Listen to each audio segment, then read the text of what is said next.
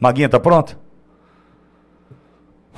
Maguinha, a gente ouviu teu pai agora, transmitir todinha a participação do teu pai.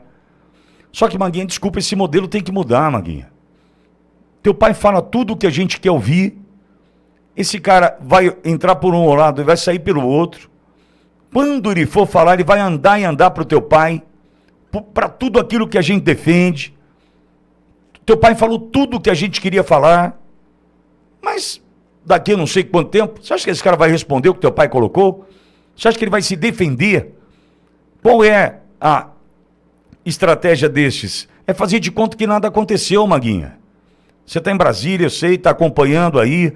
Pedi a tua gentileza de aguardar teu pai participar, porque eu prometi para minha audiência ouvir o teu pai, viu, Maguinha? Só o teu pai. Pus um trecho do Messias chorando e já me arrependi. Já me arrependi. Em especial, Maguinha, quando ele fala de misericórdia. Um homem que defende a sistolia fetal, que mandou prender inocentes. Um homem desse falar em misericórdia chorando. Ah, Maguinha, tem coisa que embrulha o estômago. Maguinha, bom dia, seja bem-vinda. Bom dia, Pitoli, bom dia, nossa audiência linda, amigos patriotas conservadores do Brasil, gente que, como nós, nessa manhã, está de estômago embrulhado, não é? É revoltante demais assistir uma coisa dessa. Como você disse, estou aqui em Brasília, pessoalmente, ao vivo, estava ali na CCJ até agora há pouco, saí um pouco antes do senador Magno Malta, do meu pai, começar a falar, porque nós íamos entrar, e fiquei daqui acompanhando também a transmissão, a fala dele. Pitoli, o que a gente vê aqui é um show de teatro, só tem artista. Essa que é a verdade.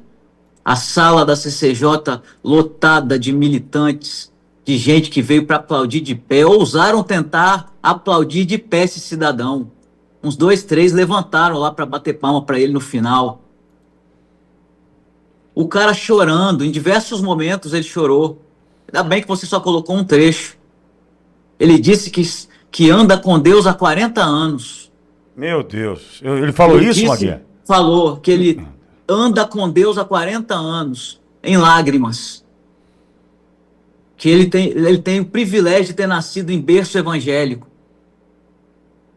Eu pergunto para você e para a nossa audiência, como é que uma pessoa que se diz cristão, se diz evangélico, a vida inteira, primeiro, pode ter uma vida de militância, de lealdade ao Partido das Trevas e a esse Lula, esse descondenado que está na presidência da República hoje?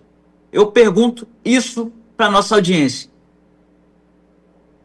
Uma pessoa que, através da AGU, que usou a caneta dele para validar a morte, o assassinato de bebês com mais de 22 semanas totalmente formados nos ventres de suas mães, ao tomarem uma injeção letal no coração.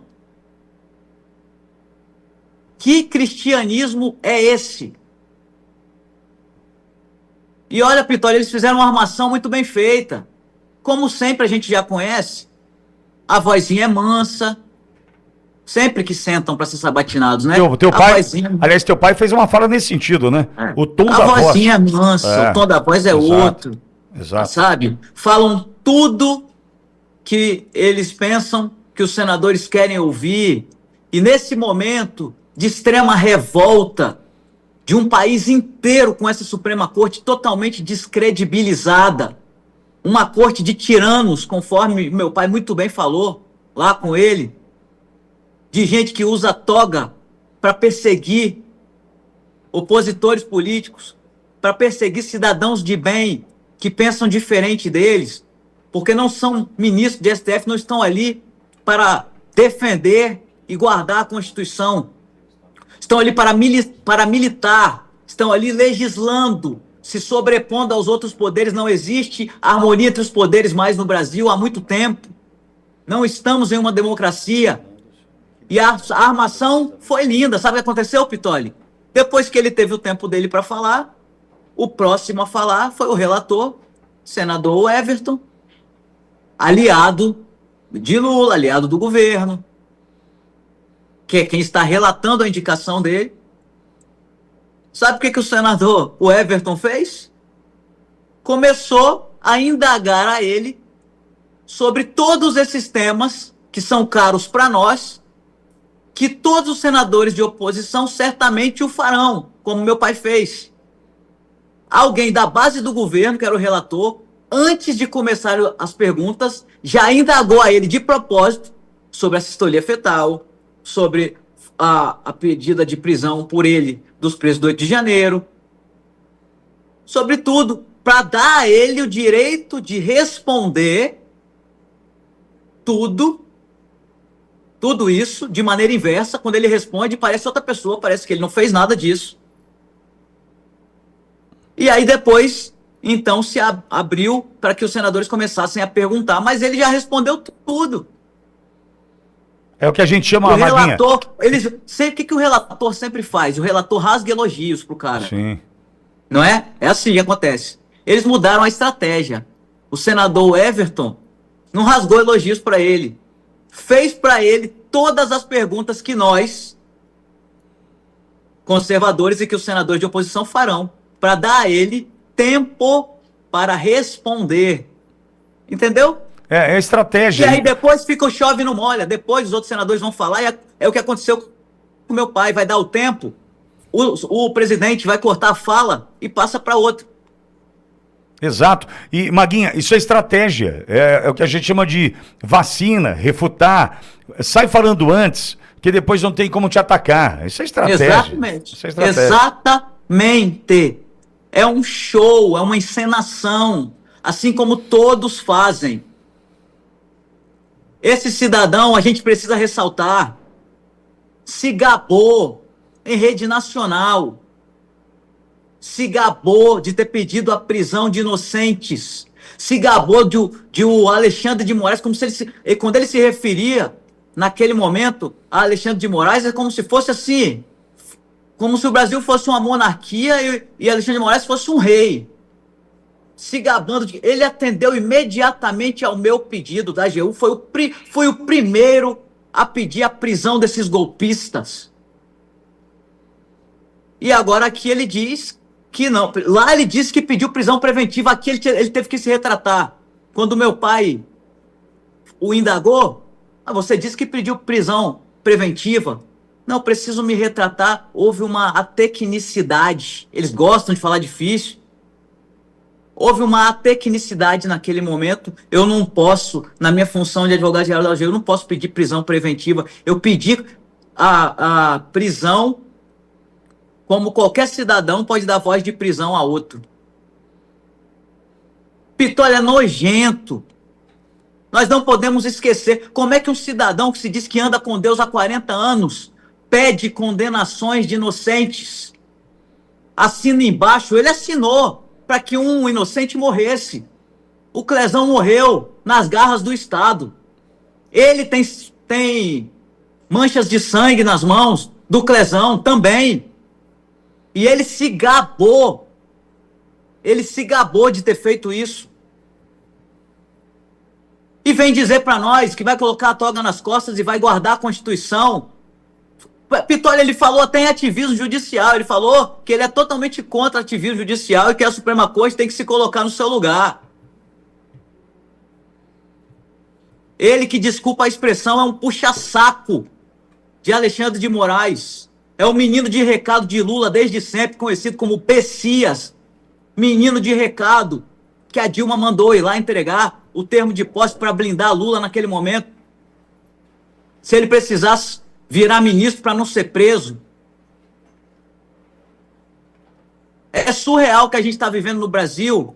Não podemos esquecer também que esse cidadão é um perseguidor de cidadãos comuns que divergem dele. Primeira atitude dele na AGU, Pitolho, criar a Procuradoria Nacional de Defesa da Democracia. O que é isso?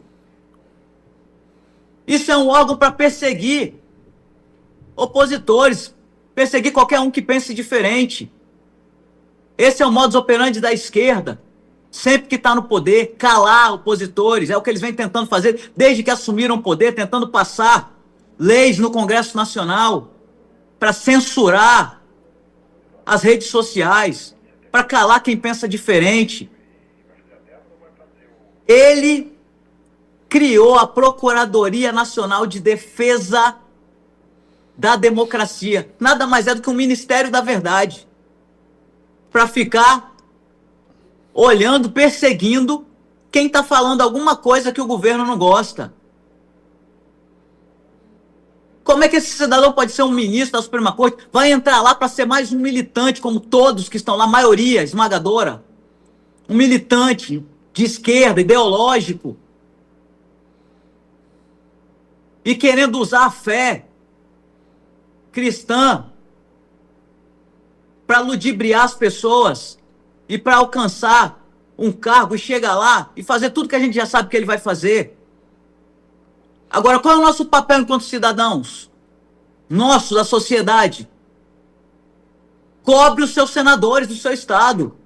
Você que é eleitor, que é eleitora, que é cidadão, que é cidadã de bem. Cobre. Sabe por quê? Porque grande maioria desses senadores que vão votar hoje no Jorge Messias, daqui a pouquinho eles estão aí batendo na sua porta pedindo seu voto, porque eles vão precisar se reeleger. E com o bolso cheio, né, Maguinha? Com 12 bi rodando, né? 12 bi! Só por isso aí só isso aí já explica tudo. A gente não pode esquecer disso. Obrigado por lembrar. Da noite pro dia, Lula libera 12 bi de emendas. Como assim? Se Flávio Dino tá todo dia lá travando as emendas, não é? Para fazer jogo, e agora tem dinheiro para dar e vender. É 12 bi. Então nós precisamos cobrar. Você como cidadão, como cidadã, não podemos jogar a toalha. Nós precisamos pressionar esses homens e essas mulheres, esses senadores e senadoras. Vá nas redes sociais dos senadores do seu estado. Vá nos e-mails institucionais deles. Mas a nossa grande arma ainda é a rede social. Se você tem uma rede social, você tem uma voz. Não importa se você tem muito, pouco, mais ou menos seguidores, não importa, é uma voz. Voz essa que nós corremos sérios riscos de eles nos calarem. O senhor Messias é um dos que quer nos calar na internet. Criou o Ministério da Verdade. Para ele dizer o que pode ou não falar, para ele dizer se o que nós falamos é fake news ou não. E isso está se espalhando no Brasil em todos os âmbitos. Em todos os âmbitos. Ontem, aqui no Senado foi uma batalha tenebrosa contra um projeto de lei do senador Cajuru, o PL 2745, se não me engano. É isso mesmo. Vou conferir aqui para não falar errado. 2745. Sabe o que esse PL faz, Pitoli? Não, e audiência? Me conta, Maguinha. Esse PL, esse projeto de lei, criminaliza com penas de 6 meses a 2 anos e com multas pessoas que difundirem fake news sobre vacinas. É brincadeira? Desinformação. Mas quem vai dizer? Quem vai dizer que é desinformação, que é fake news? É um assunto que não vai ser mais tratado, então. Mas não é o que eles querem. Exato. É o que eles querem. Ontem aconteceu uma audiência pública aqui no Senado, eu participei, estive presente. Foi uma luta intensa do meu pai, do senador Magno Malta, do senador Girão, estava lá também, senador Jorge Seife.